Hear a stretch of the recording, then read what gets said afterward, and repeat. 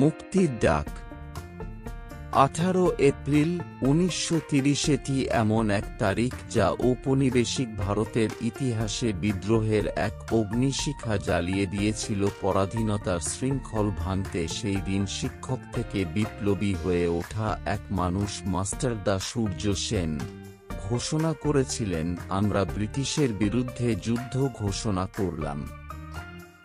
আজকের পর্বে আমরা জানব বাঙালির সেই রক্তক্ষয়ী সংগ্রামের কথা, চট্টগ্রাম অস্ত্রাগার লুণ্ঠন, জালালাবাদ যুদ্ধ এবং তার পরের ইতিহাস।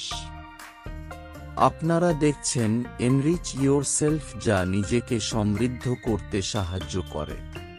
প্রেক্ষাপট: বিপ্লবী দলের জন্ম।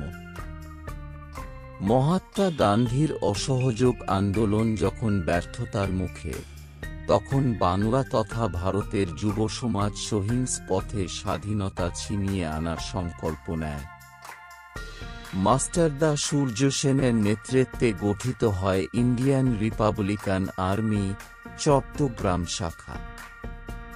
আয়ারল্যান্ডের 1916 সালের ইস্টার রাইজিংয়ের মতো একটি সশস্ত্র অভ্যুত্থান ঘটিয়ে ব্রিটিশ প্রশাসনকে সম্পূর্ণ অচল করে দেওয়ার স্বপ্ন ছিল তাঁদের। এই দলে ছিলেন গণেশ ঘোষ, লোকনাথ বল, অনন্ত সিং, অম্বিকা চক্রবর্তী, নির্মল সেন, অপূর্ব সেন, ত্রিপুরা সেনগুপ্ত, বিধুভূষণ ভট্টাচার্য, মতিলাল কানুনগো, জীবন ঘোষাল, সুবোধ দে, প্রীতিলতা ওয়াদ্দেদার, কল্পনা দত্ত, 14 বছরের বালক সুবোধ রায় ইত্যাদি।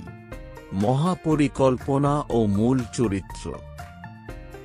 মাস্টারদার পরিকল্পনা ছিল অত্যন্ত সুদূর প্রসারী ও দুঃসাহসী। 4টি প্রধান লক্ষ্য ছিল। প্রথমত, দামপাড়া পুলিশ লাইনের ও অক্সিলারি ফোর্সের 2টি অস্ত্রাগার দখল। দ্বিতীয়ত, রেল ও যোগাযোগ ব্যবস্থাকে বিচ্ছিন্ন করে চট্টগ্রামকে দেশের বাকি অংশ থেকে আলাদা করে দেওয়া।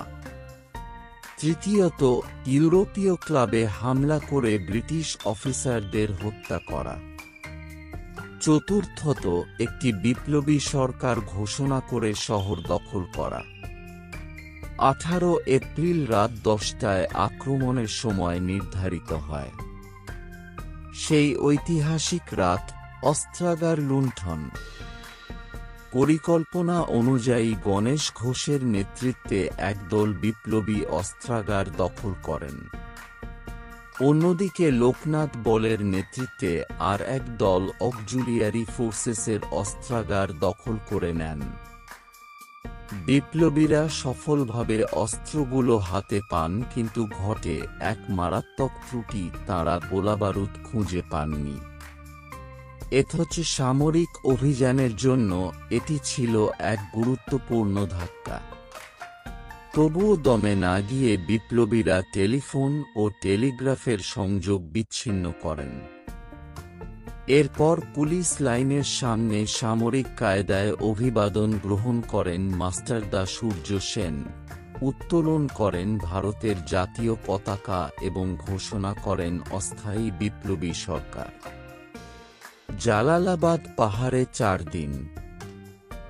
জয়ের এই ঘোষণা ছিল ব্রিটিশ শক্তির গালে এক চপেটাঘাত।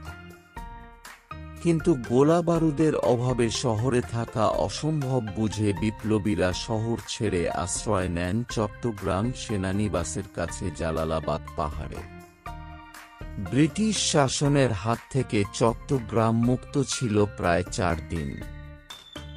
এই 4 দিনের মধ্যে ব্রিটিশ সরকার কলকাতায় বসেছিল না। ব্রিটিশ সামরিক বাহিনী জালালাবাদ পাহাড় ঘিরে ফেলে হাজার হাজার সৈন্য দিয়ে, ফলে বিপ্লবী দলটি পড়ে চরম সংকটের মুখে। অসম যুদ্ধ, জালালাবাদ সংগ্রাম।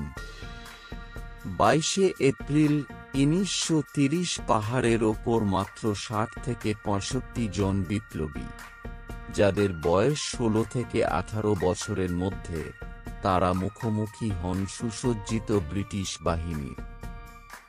শুরু হয়ে যায় রক্তক্ষয়ী সংগ্রাম। বিপ্লবীরা অত্যন্ত সাহসিকতার সঙ্গে শত্রুর মোকাবিলা করতে থাকেন।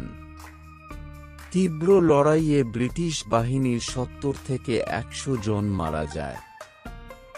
আর অসম লড়াইতে বিপ্লবীদের শহীদ হন ১২ জন। তারা হলেন নরেশ রায়, ত্রিপুরা সেনগুপ্ত, বিধুভূষণ ভট্টাচার্য, হরিগোপাল বল, মতিলাল কানুনগো, প্রভাষচন্দ্র বল, শশাঙ্কশেখর দত্ত, নির্মল লালা, জিতেন দাশগুপ্ত, মধুসূদন দত্ত, পুলিনচন্দ্র ঘোষ এবং অর্ধেন্দু দত্ত।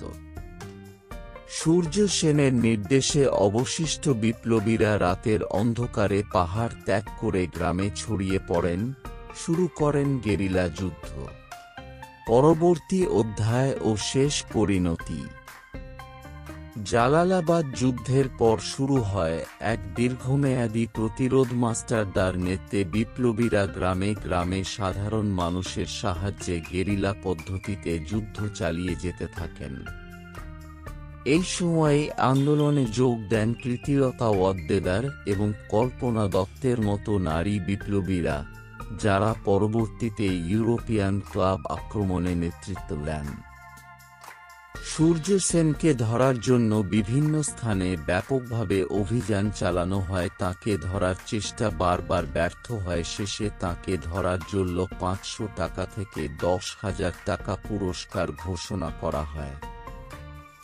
শেষে নেত্র সেন নামক এক বিশ্বাসঘাতকের সাহায্যে সূর্য সেনকে ধরা সম্ভব হয় ১৬ ফেব্রুয়ারি ১৯৩৩ রাত ২টায়। ১৯৩৪ সালের ১২ জানুয়ারি ব্রিটিশ সরকার এই মহান নেতাকে ফাঁসি দিয়ে হত্যা করে। চিরন্তন প্রেরণা।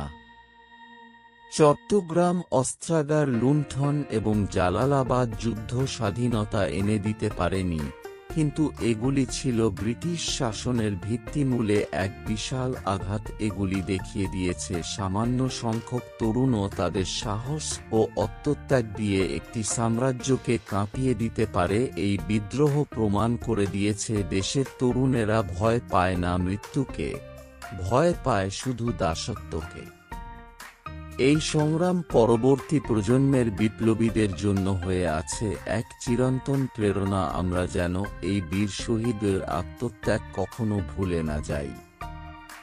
ভিডিওটি ভালো লাগলে লাইক ও শেয়ার করুন। এমন আরও ইতিহাস জানতে চ্যানেলটি সাবস্ক্রাইব করুন।